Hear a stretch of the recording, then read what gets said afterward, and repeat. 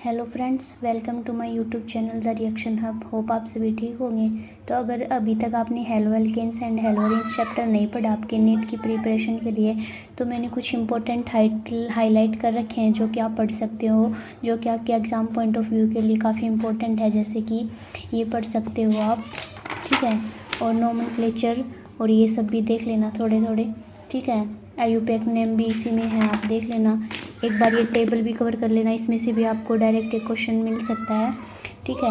और फिर nature of CX bond में यहाँ से प्रिपरेशन ऑफ अल्कोहल देख लेना, ठीक है। इसमें से इम्पोर्टेंट है ये अल्कोहल का Cl2 के साथ प्रिपेयर करते हैं, इसको हम डार्जेंस प्रोसेस बोलते हैं। यहाँ पे ये इम्पोर्टेंट है, ये ऑर्डर फ्री रेडिकल हेलोजिनेशन भी आ जाता है। बाई इलेक्ट्रोफिलिक सब्सटीट्यूशन रिएक्शन ये भी डायरेक्ट पूछी जाती है।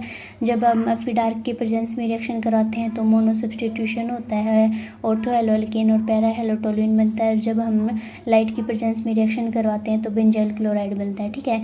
सेंड में रिएक्शन भी इंपॉर्टेंट है, एनिलीन से बेंजीन डाइजोनियम हैलाइड और बेंजीन डाइजोनियम हैलाइड से जब हम क्यूप्रस क्लोराइड की प्रेजेंस में रिएक्शन कराएंगे तो हमारे पास हेराइल हैलाइड बनेगा, ठीक है। तो ये कुछ इंपॉर्टेंट रिएक्शन थी। और यहाँ पे भी कुछ इंपॉर्टेंट मार्कोनिको और एंटी मार्कोनिको रूल दे रखा है। पर ऑक्साइड की प्रेजेंस में एंटी मार्कोनिको रूल रखता है, अदरवाइज मार्कोनिको रूल फॉलो होता है, ठीक है। फिर हेलोजन एक्सचेंज रिएक्शन काफ़ी इंपॉर्टेंट है। फिंकलस्टन, फिंकल नाम से एफ है बट बना देगा ये अल्काइल आयोडाइड, और स्वार्ट्ज रिएक्शन बनाएगा अल्काइल फ्लोराइड, ठीक है। तो ये है कुछ इंपॉर्टेंट। फिर फिजिकल प्रॉपर्टी में इसकी सोल्यूबिलिटी और इसका जो ऑर्डर है, इसकी जो डेंसिटी है, आपको पता है कि बॉइलिंग पॉइंट किस पे डिपेंड करता है, मास पे डिपेंड करता है, और ब्रांचिंग पे मास के डायरेक्टली प्रोपोर्शनल होता है और ब्रांचिंग के इन्वर्सली प्रोपोर्शनल होता है। और मेल्टिंग पॉइंट डिपेंड करता है सिमेट्री पे, ठीक है। फिर सोल्यूबिलिटी देख लेना यहाँ से ये इंपॉर्टेंट है। फिर केमिकल रिएक्शन, तो केमिकल रिएक्शन कौन सी रिएक्शन देता है ये, nucleophilic substitution reaction, elimination reaction and metal reaction with metals, ठीक है। फिर इसी में न्यूक्लियोफिलिक सब्सटीट्यूशन के लिए इंपॉर्टेंट है। यहाँ पे सब्सटीट्यूशन रिएक्शन का मैकेनिज्म एक्सप्लेन कर रखा है जो कि काफ़ी इंपॉर्टेंट है। इसमें आपको मतलब सब्सटीट्यूशन रिएक्शन के जो मैकेनिज्म है नहीं आपके आने चाहिए। आपको ये ऑर्गेनिक के जितने भी रिएक्शन है ना सभी में आपके काम आएगा। आपके स्टेबिलिटी ऑफ कार्बोकटाइन में भी इंपॉर्टेंट है, जैसे यहाँ पे स्टेबिलिटी के ऑर्डर दे रखे हैं, ठीक है। यहाँ पे फिर स्टीरियोकेमिस्ट्री डिफाइन कर रखी है।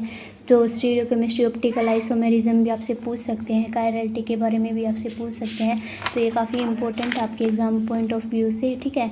फिर यहाँ पे जैसे कि रेसमाइजेशन ऑप्टिकल एक्टिविटी दे रखा, फिर ये SN2 मैकेनिज्म दे रखा, फिर एलिमिनेशन रिएक्शन है, ठीक है। जब हमारे पास प्राइमरी अल्काइल हैलाइड होगा तो SN2 होती है, टर्शरी होते हैं तो हमारे पास SN1 होती है।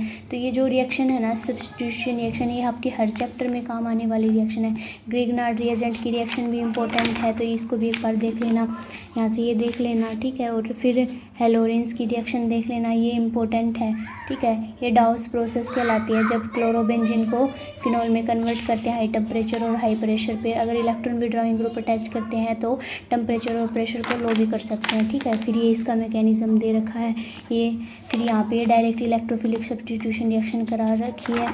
फिर यहाँ से फ्रीडल क्राफ्ट अल्काइलेशन और असाइलेशन, फिर ये इंपॉर्टेंट है। वुड्स फिटिक रिएक्शन और फिटिक रिएक्शन आपके एग्जाम पॉइंट ऑफ व्यू से इनको देख लेना। लास्ट में है पॉलीहेलोजन कंपाउंड, इसमें भी ये इंपॉर्टेंट है, जैसे कि फोर्सिन है, कार्बोनिल क्लोराइड होता है, ठीक है। और किस में यूज़ किए जाते हैं, यहाँ से पैराडाइक्लोरो DDT का जो ये है इसका स्ट्रक्चर भी आपसे पूछ सकते हैं, ठीक है। तो ये आपको पता होना चाहिए। और फ्रीऑन्स क्या होते हैं, ये फ्रीऑन्स क्या होते हैं, ये कार्बन, मीथेन और इथेन के कलेक्टिवली नॉन एज फ्रीऑन्स। और ये क्या होते हैं, स्टेबल होते हैं, रिएक्टिव होते हैं, नॉन टॉक्सिक होते हैं, तो इसलिए इनको इनमें यूज़ करते हैं, ठीक है। और एक बार सारे चैप्टर पढ़ने के बाद इनको देख लेना और ये NCERT के क्वेश्चन लगा लेना आपका इसमें।